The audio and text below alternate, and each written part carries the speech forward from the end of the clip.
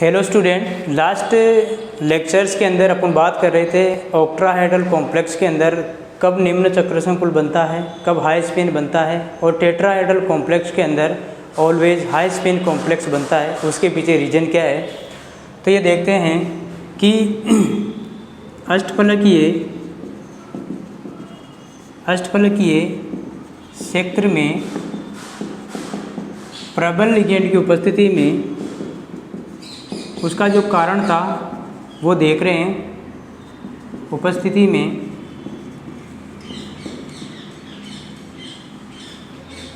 निम्न चक्रण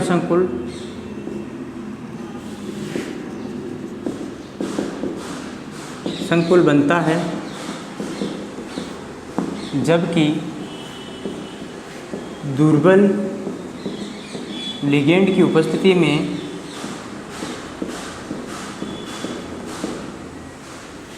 उच्च चक्रण संकुल बनता है। उच्च चक्रण संकुल बनता है तथा चतुष्फलकीय क्षेत्र में हमेशा उच्च चक्रण संकुल बनता है। क्यों? इसके कारण अपने को देखने थे। क्या क्या कारण है? जैसे आपको पता है कि हाई स्पिन कॉम्प्लेक्स और लो स्पिन कॉम्प्लेक्स कब बनता है, जब कोई लिगेंड है मेटल की ओर अप्रोच करता है और उसके नेचर यदि स्ट्रॉन्ग है या यूँ कह सकते हैं कि प्रबल लिगेंड है, तो वो उन कक्षकों में उपस्थित इलेक्ट्रॉनों को क्या कर देता है, पेयर कर देता है। और पेयर करने के बाद में आपका जो कॉम्प्लेक्स बनेगा वो कैसा बनेगा, लो स्पिन कॉम्प्लेक्स बनता है। और जब लिगेंड दुर्बल है तो उस समय इलेक्ट्रॉनों को वो पेयर नहीं कर पाता है।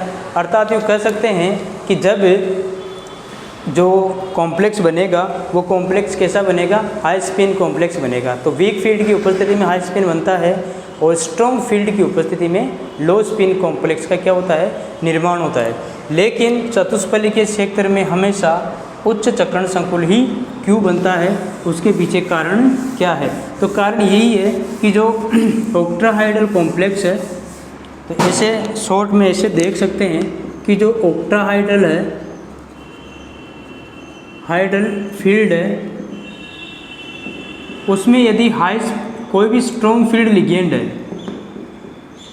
स्ट्रॉन्ग फील्ड लिगेंड यानी प्रबल क्षेत्र लिगेंड है, तो उस समय ये लो स्पिन कॉम्प्लेक्स बनाते हैं। लेकिन जब यदि वीक फील्ड लिगेंड हो तो उस समय वीक फील्ड हो तो हाई स्पिन कॉम्प्लेक्स बनता है, हाई स्पिन कॉम्प्लेक्स। इसका कारण क्या है कि अष्टफलकीय क्षेत्र जो होता है उसमें metal ion, central metal ion के कांटेक्ट में कितने लिगेंड आते हैं, 6। जब 6 लिगेंड आएंगे तो अधिक प्रतिकर्षित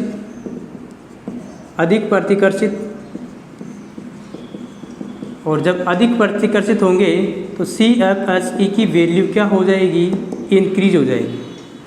इस समय जब CFSE की एनर्जी ज़्यादा हो जाती है, 2 ऑर्बिटल्स की मैंने बात की थी जो एक्सिस के कांटेक्ट में आते हैं, dx² hy² और dz², और dxy और dyz और dzx। इनमें इलेक्ट्रॉन क्या करेंगे, पेयर करेंगे। क्योंकि इनके बीच में एनर्जी डिफरेंस बहुत ज़्यादा हो जाता है, इसीलिए इनमें इलेक्ट्रॉन पहले युग्मन के रूप में फील करते हैं या युग्मित फॉर्म में भरा जाता है, इसीलिए। और दूसरी बात क्या है कि यदि लिगेंड 6 हो और वो वीक लिगेंड हो तो उस समय कक्षकों में इलेक्ट्रॉन पहले क्या करेंगे, एक एक भरेंगे, उसके बाद में ही पेयरिंग संभव करेंगे।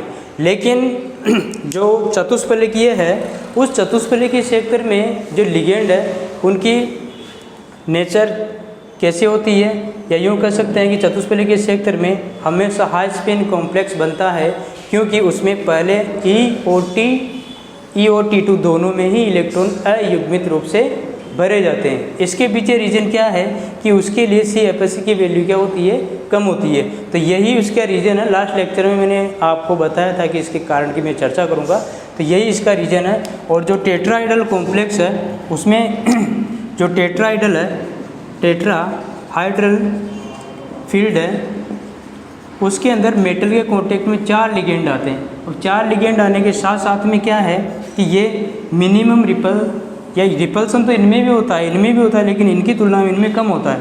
तो इसीलिए इनमें क्या होता है, CFSE का मान थोड़ा कम होता है। इसीलिए इनमें T2 और E में इलेक्ट्रॉन जो भरते हैं वो एक एक करके, या यूँ कह सकते हैं कि T2 और EG में पहले अयुग्मित रूप में इलेक्ट्रॉन भरा जाता है। इसीलिए इनसे प्राप्त संकुल हमेशा क्या होते हैं, हाई स्पिन कॉम्प्लेक्स की फॉर्म में होते हैं। जबकि ऑक्ट्राहाइड्रल में डिपेंड करते हैं कि फील्ड कौन सा क्रिएट हो रहा है। यदि हाई फील्ड लिगेंड है तो लो स्पिन, और यदि वीक फील्ड लिगेंड है तो हाई स्पिन कॉम्प्लेक्स का निर्माण होगा। अब आज का जो टॉपिक है नेक्स्ट आपका, वो टॉपिक है अष्टफलकीय तथा चतुष्फलकीय क्षेत्र विपाटन का आप क्या करना है, तुलना करना है, कंपैरिजन करना है कि अष्टफलकीय किस तरीके से विपाटित होते हैं और चतुष्फलकीय किस तरीके से विपाटित होते हैं। या यूँ कह सकते हैं कि इनमें डिफरेंट क्या है, इनकी तुलना किस तरीके से करना है कि इस अष्टफलकीय किस तरीके से स्प्लिट करते हैं और टेट्राहाइड्रल किस तरीके से स्प्लिट करते हैं। तो comparison of tetrahedral and octahedral crystal field splitting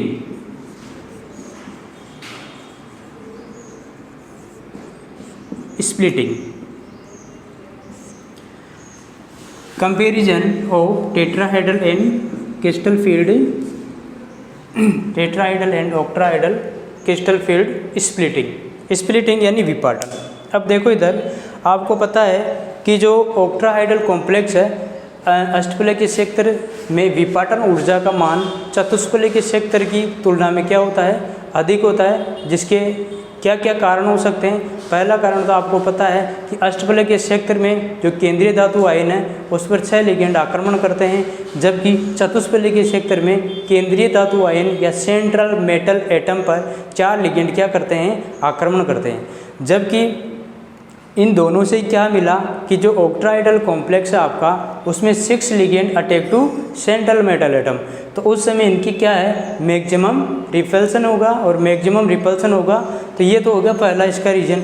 second क्या है कि जो ऑक्ट्राहाइड्रल कॉम्प्लेक्स है उसमें लिगेंड हमेशा अक्षों के अनुदिश ही अटैक करते हैं, तो उस समय मैक्सिमम प्रतिकर्षण को महसूस करते हैं। और जब चतुष्फलकीय क्षेत्र में लिगेंड अक्षों के बिटवीन यानी कि मध्य में आक्रमण करते हैं, अर्थात अष्टफलकीय क्षेत्र में अपेक्षाकृत अधिक प्रतिकर्षण लगता है। और जो तीसरा है आपका, अष्टफलकीय क्षेत्र में सममिति सेंटर प्रेजेंट होता है, इसीलिए इनके कक्षकों को T2G और EG से डिनोट किया जाता है।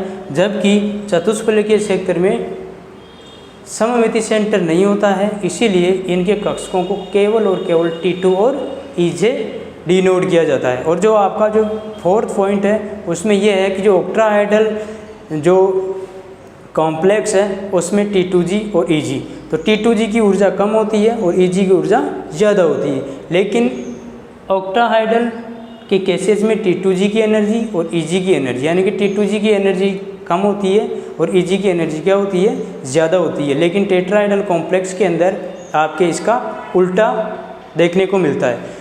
और एक कॉन्फ़िगरेशन D5 से लेकर D7 तक विन्यास वाले अष्टफलकीय संकुलों का जो विन्यास है लिगेंड की सामर्थ्य पर डिपेंड करता है कि प्रबल क्षेत्र की उपस्थिति में विपाटन ऊर्जा का मान अधिक होने के कारण पहले इलेक्ट्रॉन युग्मित रूप से भरे जाते हैं। उस कारण या उस स्थिति में आपका कॉम्प्लेक्स कैसा बनेगा, लो फील्ड कॉम्प्लेक्स बनेगा। और यदि दुर्बल लिगेंड उपस्थित है तो उस समय आपका कॉम्प्लेक्स कैसा बनेगा, हाई स्पिन कॉम्प्लेक्स बनेगा।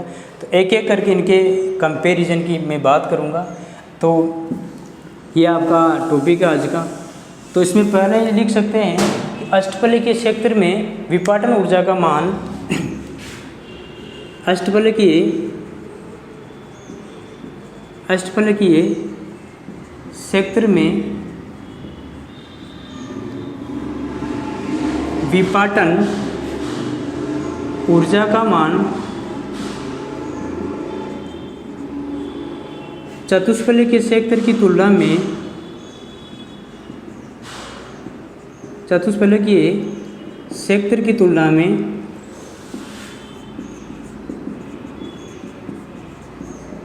अधिक होता है।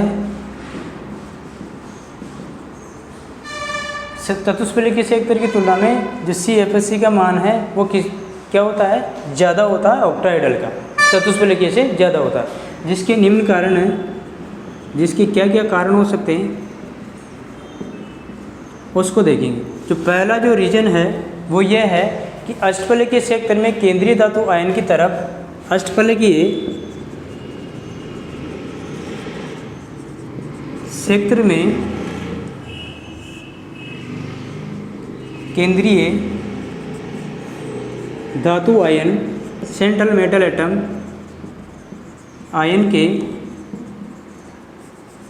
या आयन पर 6 लिगेंड आक्रमण करते हैं।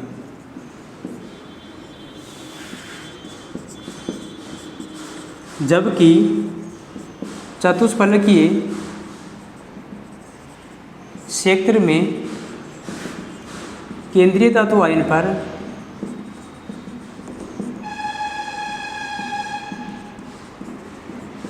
4 लिगेंड आक्रमण करते हैं। अर्थात ऑक्ट्राहाइडल फील्ड में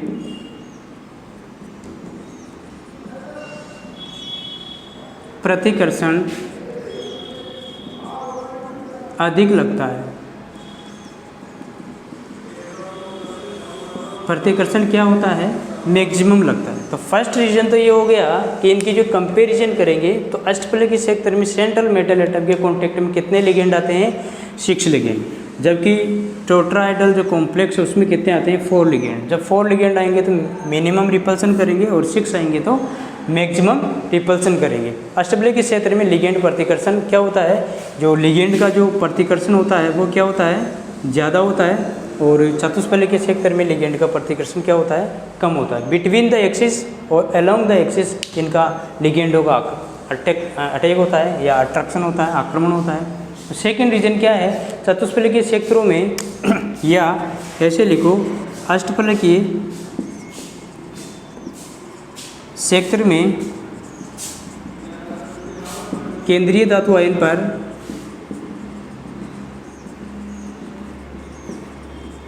6 लिगेंड अक्षों के, या ये ऐसे लिख सकते हैं, केंद्रीय धातु आयन पर लिगेंडों का आक्रमण लिगेंड अक्षों के अनुदिश आक्रमण करते हैं। जबकि चतुष्फलकीय क्षेत्र में लिगेंड अक्षों के मध्य आक्रमण करते हैं। आपको पता है कि बिटवीन द एक्सिस यदि लिगेंड अप्रोच करता है तो उस समय रिपल्सन अक्षों के तले होने के कारण होता है, लेकिन ऑक्ट्राहेड्रल कॉम्प्लेक्स में अक्षों के पैरेलल होता है या अक्षों के सामने इनका डायरेक्शन होता है, इसीलिए मैक्सिमम क्या होता है, रिपल्सन होता है। तो अष्टफलकीय क्षेत्र में प्रतिकर्षण क्या होता है, अपेक्षाकृत अधिक होता है। तो ऑक्ट्राहेड्रल फील्ड में प्रतिकर्षण अपेक्षाकृत अधिक लगता है, या यूँ कह सकते हैं कि प्रतिकर्षण अधिक होता है। तो ये बात समझ में आ गई कि जब सेंट्रल मेटल एटम है उसके कांटेक्ट में 6 लिगेंड आएंगे, और जब सेंट्रल मेटल एटम है उसके कांटेक्ट में 4 लिगेंड आएंगे, तो CFSE का मान भी क्या होता है, लिगेंडों के ऊपर निर्भर करता है, लिगेंडों के डायरेक्शन पर निर्भर करता है, लिगेंड किस डायरेक्शन में मेटल की तरफ अप्रोच कर रहे हैं। यदि एक्सिस के सामने अप्रोच कर रहे हैं तो मैक्सिमम रिपल्सन होगा, और यदि बिटवीन द है तो रिपल्सन थोड़ा कम होगा।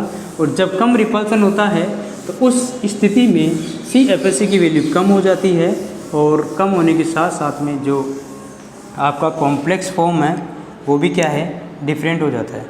आगे जो इसकी जो थर्ड पॉइंट है वो ये है कि जैसे मान लो अष्टफलकीय क्षेत्र में सममिति प्रेजेंट होती है, इसीलिए तीसरा जो पॉइंट है इसको इसलिए लिख सकते हैं अष्टफलकीय क्षेत्र में सममित सिमेट्रिकल सेंटर केंद्र उपस्थित होता है, अतः इन कक्षकों को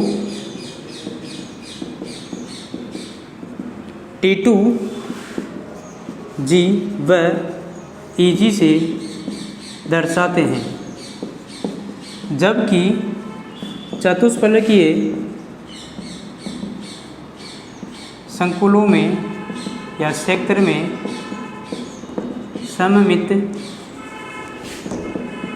सममित सेंटर केंद्र अनुपस्थित होता है,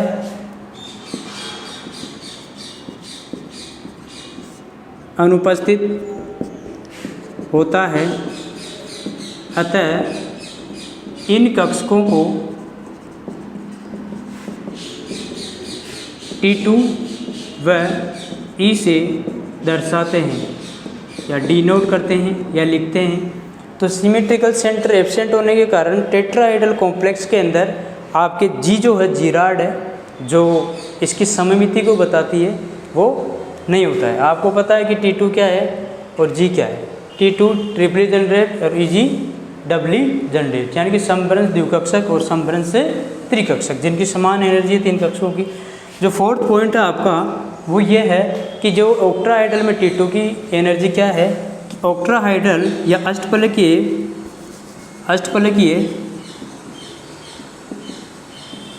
क्षेत्र में T2G की ऊर्जा कम तथा EG की ऊर्जा अधिक होती है, जबकि चतुष्फलकीय क्षेत्र में T2 की ऊर्जा अधिक तथा E की ऊर्जा कम होती है। अर्थात ये कह सकते हैं कि चतुष्फलकीय क्षेत्र में अष्टफलकीय क्षेत्र की तुलना में जो भी एनर्जी आएगी आपकी वो क्या होगी, इसके एंटी एनर्जी होगी। जो कह सकते हैं कि चतुष्फलकीय क्षेत्र के अंदर जो T2 है और जो E है उनकी एनर्जी ऑक्ट्राहाइड्रल कॉम्प्लेक्स की तुलना में अपोजिट होती है।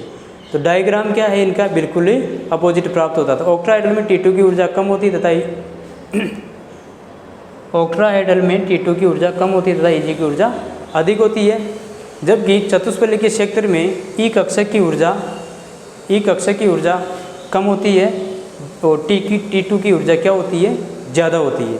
जो आपका जो फोर्थ पॉइंट है इसके अंदर वो ये है कि यदि आपको गिवन दे दिया जाए इलेक्ट्रॉनिक कॉन्फ़िगरेशन D4 से D7 तक, तो उस समय कॉम्प्लेक्स किस तरीके का बनेगा वो लिगेंड की नेचर पर डिपेंड करता है। यदि लिगेंड स्ट्रॉन्ग फील्ड वाला है तो उस समय लो स्पिन कॉम्प्लेक्स बनता है, और यदि लिगेंड हाई या स्ट्रॉन्ग फील्ड वाला है तो लो बनेगा, और हाई स्पिन या वीक फील्ड लिगेंड है तो हाई स्पिन कॉम्प्लेक्स बनता है। तो D4 से D7 इलेक्ट्रॉनिक विन्यास वाले अष्टफलकीय संकुलों का विन्यास युक्त जो ऑक्ट्राहाइड्रल कॉम्प्लेक्स है आपका, विन्यास वाले अष्टफलकीय संकुलों का विन्यास वाले D4 से D7 विन्यास वाले अष्टफलकीय लिगेंड, जो उनकी जो ऑक्ट्राहाइड्रल लिगेंड है, संकुलों का विन्यास लिगेंड की सामर्थ्य पर निर्भर करता है। अष्टफलकीय संकुलों में इनका सामर्थ्य स्ट्रेंथ लिगेंड की प्रकृति पर निर्भर करता है। लिगेंड की स्ट्रेंथ पर क्या करेगा, ये निर्भर करता है। या यूँ कह सकते हैं कि जो D4 से लेकर D7 वाले विन्यास अष्टफलकीय संकुलों जो का जो विन्यास है लिगेंड की स्ट्रेंथ पर निर्भर करते हैं। यदि इसमें क्या है कि यदि स्ट्रॉन्ग फील्ड लिगेंड है,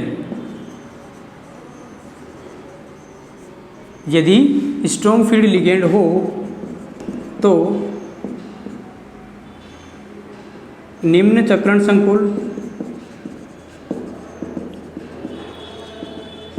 संकुल बनेगा। और यदि वीक फील्ड लिगेंड है या दुर्बल क्षेत्र लिगेंड है, दुर्बल क्षेत्र, ये प्रबल क्षेत्र है ये लिगेंड, तो उस समय आपका उच्च चक्रण संकुल बनता है। उस समय क्या होगा, हाई स्पिन कॉम्प्लेक्स बनेगा। जबकि दुर्बल क्षेत्र की उपस्थिति में, तो इसमें क्या है कि CFSE का मान क्या है, CFSE का मान क्या हो जाता है, बढ़ जाता है। और इसके लिए CFSE का मान क्या हो जाता है, घट जाता है। इसीलिए वीक फील्ड लिगेंड में हाई स्पिन कॉम्प्लेक्स बनता है, जबकि स्ट्रॉन्ग फील्ड लिगेंड में लो स्पिन कॉम्प्लेक्स बनता है। उसके पीछे रीजन क्या है कि जो लो स्पिन कॉम्प्लेक्स बनेगा स्ट्रॉन्ग फील्ड की उपस्थिति में, उसके लिए क्रिस्टल फील्ड स्टेबलाइजेशन एनर्जी का मान क्या होगा, ज़्यादा होता है। और इसके अंदर CFSE का मान क्या होता है, क्रिस्टल क्षेत्र स्थायीकरण ऊर्जा का मान क्या होता है, कम होता है। ओके, तो ये जो सारी गुण है या डिफरेंट है या कंपैरिजन है, वो क्या बताते हैं कि ओवरऑल इनको देखने के बाद अपने को पता चलता है कि जो चतुष्फलकीय क्षेत्र है उसके अंदर ओवरऑल हाई स्पिन कॉम्प्लेक्स का क्या होता है, निर्माण होता है। तो चतुष्फलकीय क्षेत्र में विपाटन ऊर्जा का मान कम होने के कारण ऐसे लिखेंगे, चतुष्फलकीय क्षेत्र में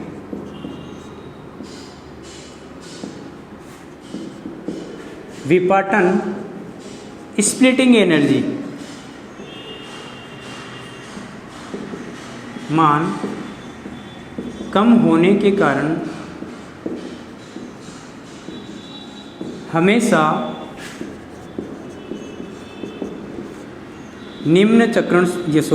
उच्च चक्रण संकुल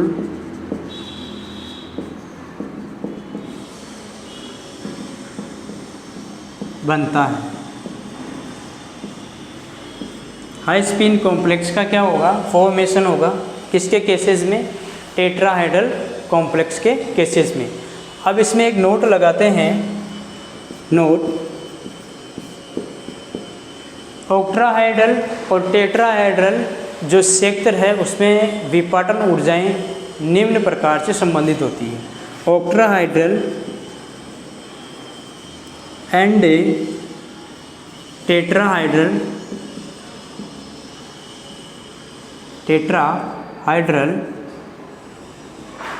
फील्ड में या कॉम्प्लेक्स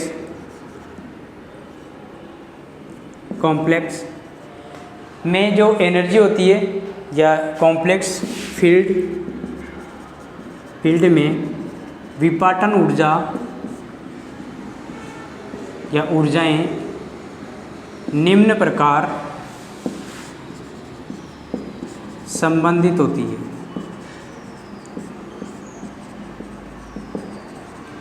अब देखो इधर कि जैसे मान लो कि मैं एक डी कक्षक ले रहा हूँ, 1 2 3 4 5 डी कक्षक है।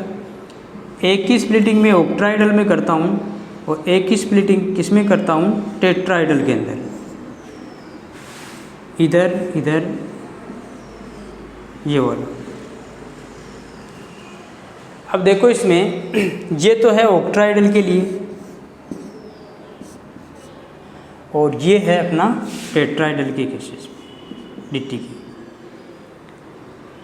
यहाँ एनर्जी क्या है, dt के इक्वल है, और ये एनर्जी किसकी इक्वल है, d ओक के बराबर, डेल्टा ऑक्ट्राइडल या डेल ऑक्ट्राइडल के बराबर। ये आपके T2g है और ये आपके Eg है, ये आपके E कक्षक है और ये आपके T2 है। इसमें सिमेट्रिकल सेंटर एब्सेंट होता है इसीलिए जी को अपने यूज़ में नहीं लेते, इसमें सिमेट्रिकल सेंटर प्रेजेंट होता है इसलिए जी को यूज़ करते हैं। तो इसमें देखो क्या होता है कि जो कंपैरिजन करते हैं तो del T equal to 4/9 del octahedral, ये इसमें होता है संबंधित ऊर्जा का मान 4/9 डेल ऑक्ट्राइडल, या इसको इस तरीके से लिख सकते हैं 2/3 dt D octahedral dt equal to, इस तरीके से, या ओवरऑल इस तरीके से भी लिख सकते हैं कि delta T equal to 0.44 del octahedral. तो ये देखो इधर ये ज़्यादा है और ये कम है, तो इसके कंपैरिजन में इसकी एनर्जी इक्वल होती है इतनी, या यूँ कर सकते हैं कि इसके कंपैरिजन में इसकी एनर्जी जो होती है वो इस तरीके से आप इनमें रिलेशन निकाल सकते हैं। तो डेल्टा ऑक्ट्राइडल और डेल टी के मध्य। और अब जो ये एक बात आती है सामने कि कब टेट्राइडल कॉम्प्लेक्स बनेगा या कब ऑक्ट्राइडल कॉम्प्लेक्स बनेगा, इसके लिए क्या शर्तें आवश्यक है वो मैं बता रहा हूँ आपको।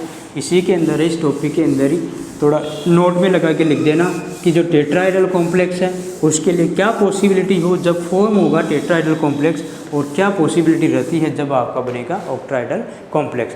तो निम्न परिस्थितियों में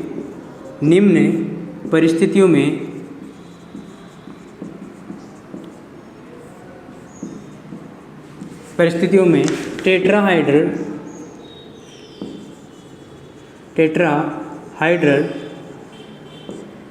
कॉम्प्लेक्स बनता है। परिस्थिति क्या क्या होनी चाहिए, तो पहली परिस्थिति तो ये होनी चाहिए कि लिगेंड का आकार क्या होना चाहिए। जैसे मान लो कि लिगेंड का आकार बड़ा होगा, तो ये मानो कि लिगेंड का यदि साइज जो होता है वो ज़्यादा होगा तो ऑक्ट्राइडल बनने में त्रिविम बाधा उत्पन्न होगी, स्टेरिक हिंड्रेंस होगा। तो ऑक्ट्राइडल कॉम्प्लेक्स बनने में त्रिविमीय बाधा स्टेरिक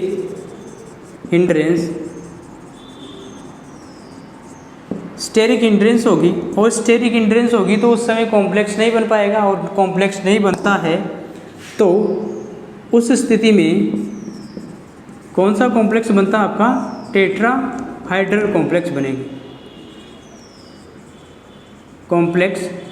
बनेगा या बनता है। तो क्या है कि लिगेंड यदि छोटा है तो उस समय तो ऑक्ट्राइडल बन जाएगा क्योंकि स्टेरिक हिंड्रेंस कम हो जाता है, और लिगेंड की यदि साइज ज़्यादा है तो उस समय ऑक्ट्राइडल कॉम्प्लेक्स नहीं बनता है। क्यों नहीं बनता है, क्योंकि स्टेरिक हिंड्रेंस के कारण ये आसान पॉसिबिलिटी समाप्त हो जाती है।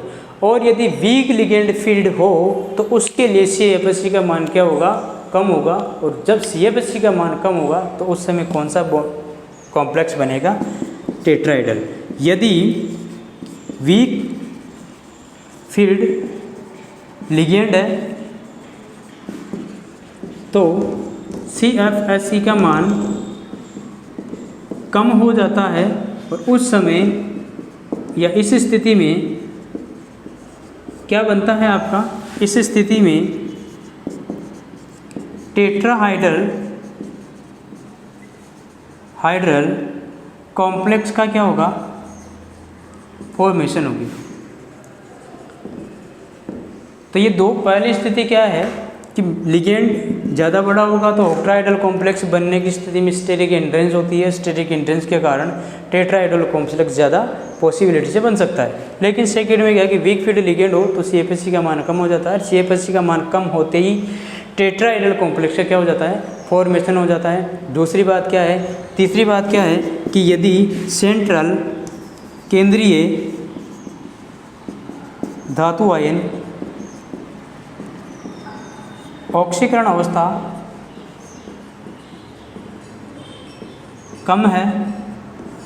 केंद्रीय धातु आयन की क्या है, ऑक्सीकरण अवस्था कम है तो CFSE की वैल्यू क्या हो जाती है, कम हो जाती है, कम है तो CFSE कम हो जाती है, और जब CFSE कम हो जाती है तो उस समय टेट्राहाइड्रल कॉम्प्लेक्स बनता है। Tetrahedral complex form, tetrahedral complex का क्या हो जाता है, फॉर्मेशन हो जाता है। तो आज की क्लास में बस इतना, कि नेक्स्ट टॉपिक के बारे में अगली क्लास में चर्चा करेंगे। Thank you so much, have a nice day.